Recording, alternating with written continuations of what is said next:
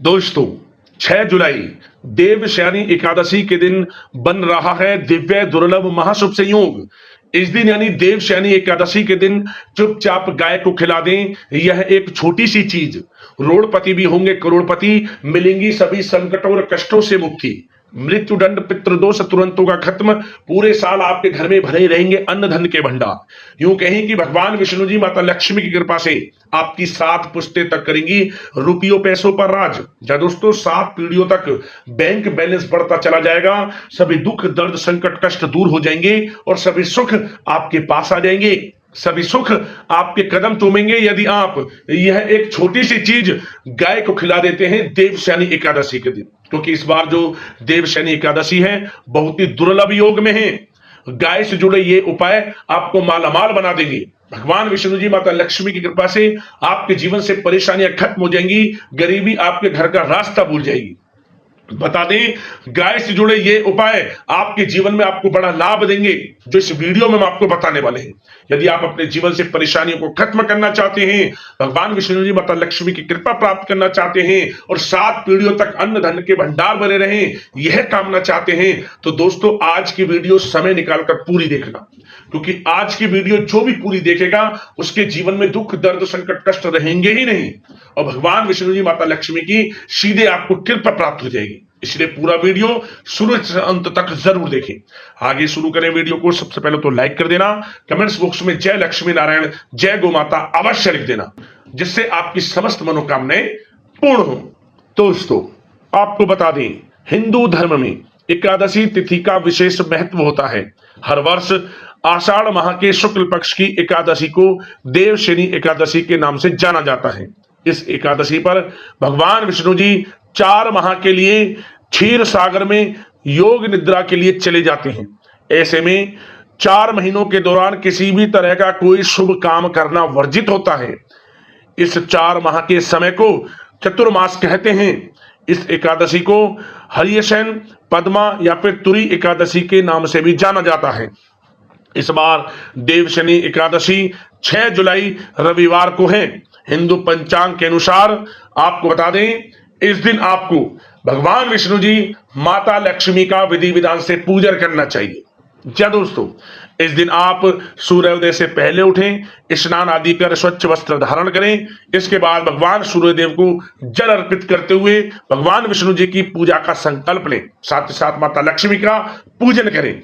घर के मंदिर को स्वच्छ करें और भगवान विष्णु जी की मूर्ति या फिर तस्वीर को गंगा जल से स्नान कराएं।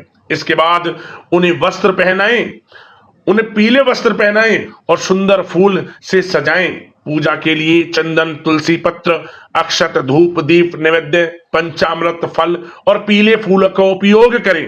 भगवान विष्णु जी के साथ माता लक्ष्मी की मूर्ति भी आप साथ में रखें। भगवान विष्णु जी माता लक्ष्मी की प्रतिमा के सामने प्रत्यक्ष दीपक प्रज्वलित करें, आपको बता दें, और धूप, दीप, चंदन, पुष्प आदि अर्पित करें।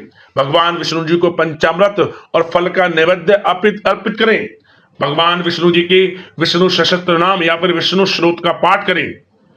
इस दिन आपको भगवान विष्णु जी के साथ माता लक्ष्मी के मंत्रों का जाप करें। आप जितना हो सके इनके नाम का कीर्तन करें। भगवान विष्णु जी माता लक्ष्मी के नाम का कीर्तन करें आप। और दोस्तों एक काम और जरूर करें, इस दिन अपनी यथाशक्ति सामर्थ्य के अनुसार अन्न धन वस्त्र का दान जरूर करें। एकादशी पर दान आपको लाभ देगा, ये समझ लें। भगवान विष्णु जी माता लक्ष्मी प्रसन्न हो जाते हैं, भक्तों की समस्त मनोकामनाओं को पूर्ण करते हैं। जैसा आपसे बने यथाशक्ति सामर्थ्य के अनुसार, ये नहीं कि इतना जरूर करना है उतना नहीं, जितना आपसे बने यथाशक्ति सामर्थ्य के अनुसार किया गया दान आपको पुण्य फल की प्राप्ति कराएगा। और साथ ही साथ एकादशी के दिन आपको एक उपाय और जरूर करना चाहिए। शाम के समय पीपल के पेड़ के नीचे आटे का चौमुखी दीपक बनाकर लाल वाले कलावे की बाती लगाकर सरसों का तेल डालकर जरूर जलाएं दीपक। एकादशी के दिन पीपल के पेड़ के नीचे शाम के समय दीपक को रख दें, पीपल की जड़ के समीप, और 7 बार परिक्रमा कर लें पीपल की और उस दीपक की एक साथ। ओम नमो भगवते वासुदेवाय नमः, ओम नमो भगवते वासुदेवाय नमः मंत्र का उच्चारण करते हुए मनी मन माता लक्ष्मी भगवान विष्णु जी का स्मरण करते हुए मंत्र का जाप करें। आपको लाभ मिलेगा, मनोकामना पूर्ण होंगी, जीवन से परेशानियां खत्म होंगी। अब दोस्तों बात करते हैं गाय से जुड़े हुए कौन कौन से उपाय हैं जो कि आपको देवशयनी एकादशी के दिन जरूर करने चाहिए, जिससे 7 पीढ़ियों तक आपको लाभ मिले, अन्न धन के भंडार भरे रहें और जीवन से जो भी दुख दर्द संकट कष्ट दूर हो जाएं और सभी सुख आपके पास आ जाएं, सभी सुख आपके कदम चूमे। तो चलिए शुरू करते हैं। गाय से जुड़े हुए कौन कौन से महत्वपूर्ण चमत्कारिक उपाय हैं, चलिए शुरू करते हैं। दोस्तों, सनातन परंपरा में गाय, गंगा और गायत्री का बहुत ज्यादा धार्मिक महत्व है। मान्यता है कि गौ माता के शरीर पर 33 कोटि देवी देवताओं का वास होता है। गौ माता की सेवा एवं पूजा करने वाले जातक पर इन सभी देवी देवताओं की कृपा बरसती है। गौ सेवा से न सिर्फ इस जन्म के बल्कि पूर्व जन्म के भी दोष दूर हो जाते हैं। प्रत्येक सुबह जब आपके घर में भोजन बनना प्रारंभ हो तो सबसे पहले बनाई गई रोटी को आप गौ माता के नाम से निकाल दें और भोजन करने से पूर्व गौ माता को इस रोटी को खिलाएं। यदि संभव हो तो काली गाय को खिलाएं। यदि काली गाय ना मिले तो सफेद गाय को भी आप खिला सकते हैं।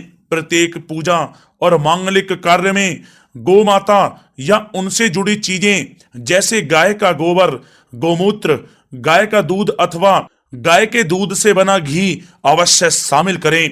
इससे आपको पुण्य फलों की प्राप्ति होगी। सनातन परंपरा के अनुसार जिस घर में गाय होती है उस घर से जुड़े सभी वास्तु दोष स्वतः ही समाप्त हो जाते हैं। किसी भी पूजा में गाय से प्राप्त पंचंगव्य युक्त पदार्थ का उपयोग अवश्य शामिल करें, क्योंकि पंचंगव्य के बिना कोई भी पूजा पाठ और हवन सफल नहीं होता। या दोस्तों, गो कृपा पाने के लिए प्रतिदिन, सप्ताह अथवा महीने में परिवार समेत एक बार गौशाला जाने का नियम जरूर बनाएं और वहां गाय को हरा चारा जरूर खिलाएं। इससे आपको शुभ फलों की प्राप्ति होगी और साथ ही साथ गौ सेवा और गौ पूजा से 9 ग्रह शांत हो जाते हैं और इनसे जुड़े दोषों का निदान हो जाता है। गर्मियों में गौ माता को पानी पिलाएं और सर्दी में गौ माता को गुड़ अवश्य खिलाएं। ध्यान रखें कि गर्मियों में गाय को गुड़ ना खिलाएं। अनेक देवी देवताओं को अपने शरीर पर धारण करने वाली गौ माता से जुड़े कई शुभ और अशुभ संकेत भी होते हैं। मसलन, गाय का दूध दुहाते समय यदि गाय ठोकर मार दे और सारा दूध बिखर जाए तो अपशगुन होता है। यदि कोई यात्रा पर निकल रहा हो और गाय अपने बछड़े को दूध पिलाती सामने आ जाए तो निश्चित रूप से जिस यात्रा के लिए आप निकले हैं वह यात्रा आपके लिए अवश्य ही सफल होगी और वह काम जिसके लिए आप निकले हैं वह अवश्य ही पूर्ण होगा। यात्रा पर जाते समय बाईं ओर गाय की आवाज आना और रात्रि में गाय की हुंकार करना भी शुभ होता है। दोस्तों, साथ ही साथ गाय के साथ आप भूलकर भी ये काम ना करें, अन्यथा मिलता है घोर नरक और जीवन भर की परेशानियां। जय दोस्तों, गाय को राष्ट्रीय पशु बनाए जाने और इन्हें मौलिक अधिकार दिए जाने की बात हो रही है तो सवाल उठता है कि गाय जब भारतीय संस्कृति का अहम हिस्सा है तब भी गाय के साथ लोग खराब व्यवहार कैसे कर लेते हैं। गाय दर दर भटकती रहती है, भरपेट इन्हें चारा तक लोग नहीं देते। गाय जब तक दूध देती रहती है तो उनकी सेवा होती है और जैसे ही दूध देना बंद कर देती है तो लोग इन्हें उनकी किस्मत पर छोड़ देते हैं, सड़कों पर और गलियों में भटकने के लिए। ऐसे में गोवंशी जीवों को कोई डंडे से मारता है तो कोई उन पर पानी डाल देता है। कभी वाहनों से इन्हें ठोकर लग जाती है तो कभी बीमार होकर बेचारी ये गाय दम तोड़ देती हैं। ऐसे में जरूरत है इन बातों को जानने की कि गाय को लेकर शास्त्रों में क्या कहा गया है, गाय के साथ आपको कैसा व्यवहार करना चाहिए। या दोस्तों, गाय को कभी भी मारना पीटना नहीं चाहिए। शास्त्रों में गाय को माता का दर्जा दिया गया है। गाय को मारने पीटने वाला माता को मारने पीटने वाले के समान पाप का भागी माना जाता है। ऐसे घरों को नरक लोक में वर्षों तक कष्ट भोगना पड़ता है। अगले जन्म पशु योनि में मिलता है। कथा है कि गौतम मुनि ने गलती से गाय को डंडा मार दिया था जिससे गाय की मृत्यु हो गई थी और इस पाप से मुक्ति के लिए इन्हें वर्षों तक तपस्या करनी पड़ी। भगवान श्री कृष्ण जी ने बैल स्वरूप में आए वृत्तासुर का वध कर दिया था, जिससे मुक्ति के लिए भगवान श्री कृष्ण को संपूर्ण तीर्थों को एक कुंड में बुलाना पड़ा और इस कुंड में स्नान से वह पाप मुक्त हो गए थे। या दोस्तों, साथ ही साथ जो लोग पानी पी रही गाय को भगाते हैं वे घोर पापी के भागी बनकर नरक भोगते हैं, ऐसा पुराणों में बताया गया है। जबकि जो लोग गाय के लिए प्याऊ और चारा घरा बनवाते हैं वह महाभाग्यवान होते हैं। ऐसे लोग घोर पाप से मुक्त होकर स्वर्ग पा जाते हैं और बड़े ही धनवान कुल में जन्म लेकर सुख भोगते हैं। और साथ ही साथ आराम कर रही गाय को कष्ट देकर कभी भी उठाना नहीं चाहिए। कहते हैं कि जिस स्थान पर गाय बैठी है वहां से नकारात्मक ऊर्जा समाप्त हो जाती है। गाय के बैठने की जगह को जो लोग नियमित साफ रखते हैं वे पूर्व जन्म में किए गए जाने अनजाने में पापों से मुक्ति हो जाते हैं और गोलोक में स्थान पाते हैं। गाय को डंडा मारकर उठाना, पानी डालकर उठाने से मनुष्य पाप का भागी बनता है और अगले जन्म में उसे दर दर भटकना पड़ता है। और साथ ही साथ शास्त्रों में बताया गया है कि गाय का दूध उसके बछड़े के लिए होता है। गाय के बछड़े से बचा हुआ दूध ही मनुष्य को लेना चाहिए, लेकिन कुछ लोग एक बार गाय को दूह लेने के बाद फिर से बछड़े के लिए बचा हुआ दूध भी दूह लेते हैं। ऐसा करना घोर पाप कहा जाता है। ऐसे दूध को दुहाने वाला और ग्रहण करने वाला दोनों ही पाप के भागी बन जाते हैं। दोस्तों, साथ ही साथ शास्त्रों में कहा गया है कि गोवंश यानी गाय और बैल के पीठ पर नहीं बैठना चाहिए। इनके पीठ पर बैठने से महापाप लगता है। ऐसे लोगों को नरक की यातना भोगनी पड़ती है। एकमात्र महादेव के अंश के उत्पन्न नंदी ही गोवंशी हैं, जिस पर स्वयं महादेव और महादेवी सवारी करती हैं, क्योंकि नंदी ने स्वयं अपनी इच्छा से महादेव की सवारी बनना स्वीकार किया था।